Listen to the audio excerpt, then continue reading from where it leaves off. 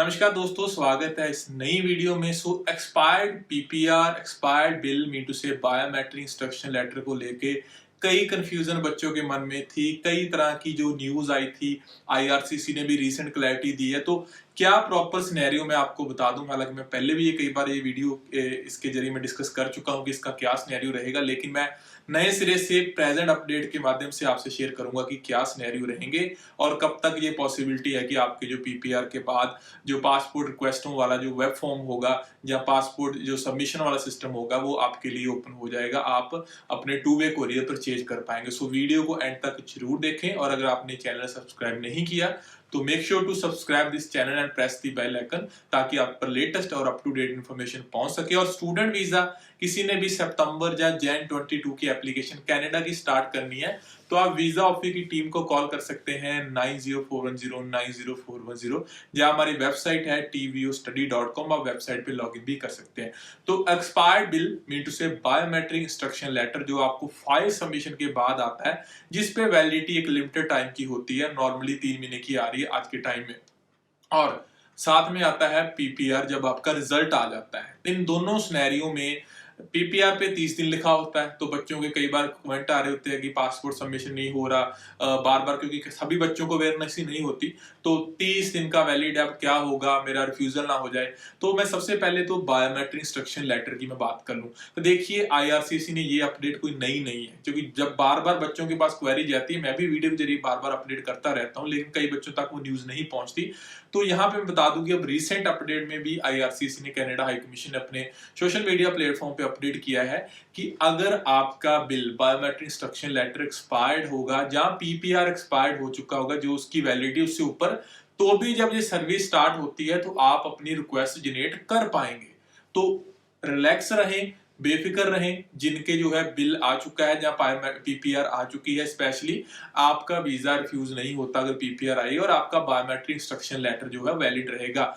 एक चीज जरूर देखने में आई है कि अगर आप किसी और कंट्री में प्रोवाइड करते हैं तो वहां का कंट्री का वीएफएस ग्लोबल कई बार आपको कहता है कि आपका ये एक्सपायर्ड है, लेकिन यहाँ पे इंडिया में किसी बच्चे को ऐसी दिक्कत नहीं आई। अगर आप होम कंट्री में कर रहे हैं तो आईआरसीसी की वो अपडेट आप दिखा सकते हैं, उसमें क्लियरली लिखा है कि ये वैलिड रहेंगे। उन्होंने ये पहले भी जैन फेब के आसपास अपडेट की थी, तो जब बात ज्यादा क्वेश्चन आते हैं तो वो दोबारा से अपडेट करते हैं। अब बायोमेट्रिक तो जब स्टार्ट होंगे तभी होंगे, वो लेटर आपका वैलिड रहेगा, ये तो क्लियर हो गया। अब जिनकी पीपीआर आ चुकी है, तो पीपीआर वाले बच्चे पासपोर्ट सबमिशन रिक्वेस्ट आपको आई है, तो मेरी एडवाइस है आप अपनी क्लासेस ऑनलाइन लगाने की तैयारी कर लें। मई चल रहा है, मई की क्लासेस शुरू हो रही है। अभी डेफर करने को मैं एडवाइस नहीं करता, डिसीजन आपका है। अगर आपका कोर्स ऐसा है कि आप ऑनलाइन नहीं लगा सकते, वेरी ऑब्वियस है, चाहे आपको सितंबर मिले चाहे आपको जैन मिले, आपको डेफर करना पड़ेगा और कोई प्रोविजन नहीं है। तो पीपीआर आने के बाद अब वो वैलिड है 30 दिन से ज्यादा, आपको क्लियर हो गया, लेकिन ये दोबारा से वीजा पेस्टिंग कब स्टार्ट होगी।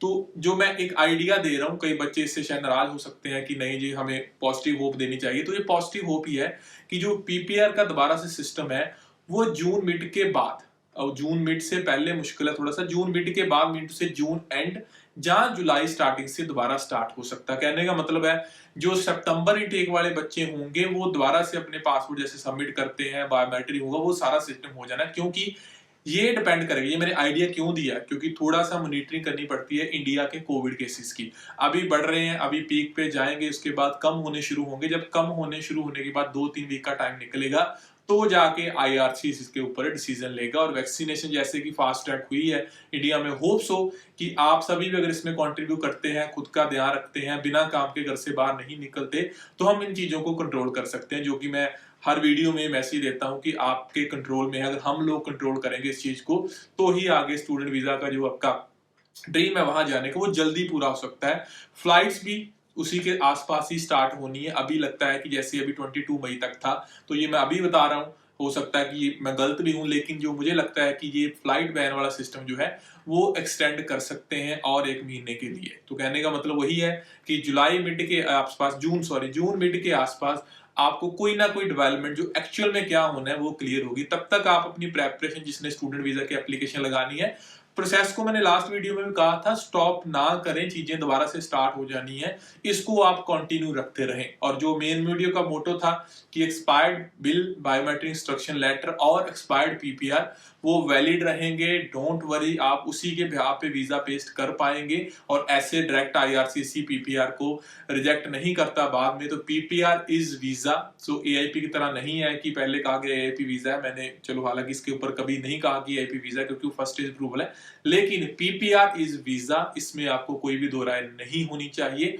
आप अपनी कंडीशन को मेट करते रहे। हाँ, मेक श्योर करना कि अगर मेडिकल एक्सपायर हो रहा है बहुत जल्दी महीने के अंदर अंदर, तो आप मेडिकल दोबारा से कर सकते हो, और मेडिकल करके ताकि आपका जो बाद में पीपीआर के लेकर आप जाओगे वीजा पेस्टिंग के लिए तो कोई परेशानी नहीं आएगी। इतना जरूर आप ध्यान रख लेना। बाकी क्लासें लगानी है या नहीं लगानी वो आपका अपना डिसीजन है। सो और अपडेट और सिनेरियो लेके मैं इसी चैनल पे आता रहूंगा। Make sure to subscribe this channel. और 9041090410 is our helpline number. So आप ऑनलाइन भी वीडियो काउंसलिंग tvstudy.com पे जाके बुक कर सकते हैं। सो दोस्तों आज के लिए इतना ही।